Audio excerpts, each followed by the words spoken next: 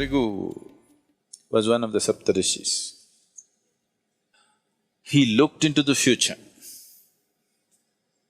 and said, this is how human beings will be. Till the end of the world, he predicted. Is he talking about you? No. He is talking about humanity as to how it will evolve, what it will do. And if the many combinations and permutations, if they are this kind, what will come towards them? If they are that kind, what will come towards them? Like this, he wrote a map. I want you to see this as a sketch. Suppose you make a sketch of the movement of the wind. Here low pressure is happening means we know wind is going to go there. High pressure is happening means we know wind is going to go away from that. So he made a map of humanity.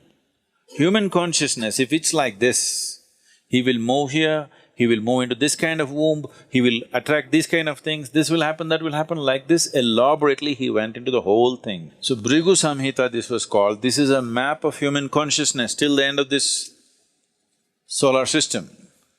How human beings will evolve, what types of human beings will come, what are all the things which will factor. How to read this? He trained people. If an elaborate map is made of something, suppose you take have you seen a topographical map? Not the regular map. Have you seen the Geological Survey of India or the United States, they have this thing. Have you seen these maps? It will take a certain amount of training to read the map, it's all written there. Or have you seen the aeronautical maps? They're really complex, okay? If you want to fly from one part of the world to another, there is an aeronautical map. Unless you're well-trained, I've gone through these exams and I've passed the exams, but I don't think I can navigate from here to, let's say, South America successfully, because the planet is round, it's spinning, time zones are changing. All this is factored into the map. Somebody who knows how to read it, in 2 minutes he knows exactly what it is, coordinates, he will write and he knows where to go. Otherwise, if you don't know how to read it, you spend days with it, months with it, you do not know. So when he wrote this elaborate map of human consciousness, he trained people with a certain dimension of intuitiveness to read this, because this was not all logical stuff. So these people maintained this tradition and came, and it doesn't matter how skeptical you are, what you are, they will say things in your face which will make you feel like an idiot, okay? And it's true, unfortunately. You go sit there in front of Nadi Vaidya, first thing he'll shock you with is, as he said, he will tell your mother's name and father's name. You're finished, you're already floored.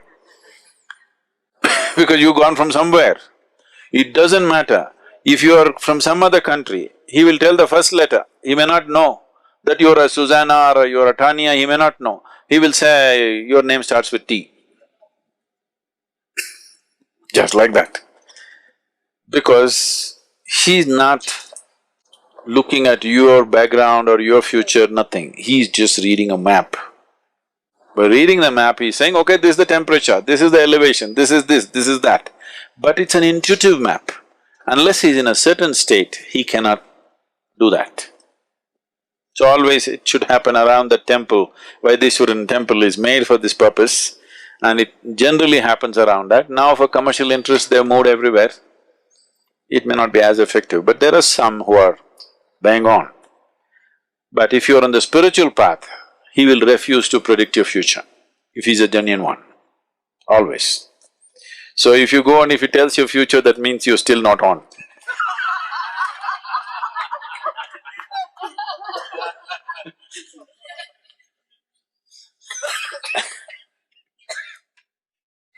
So, is destiny fixed?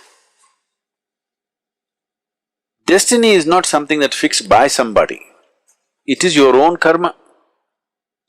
So your software is in a certain way, so naturally it'll function that way.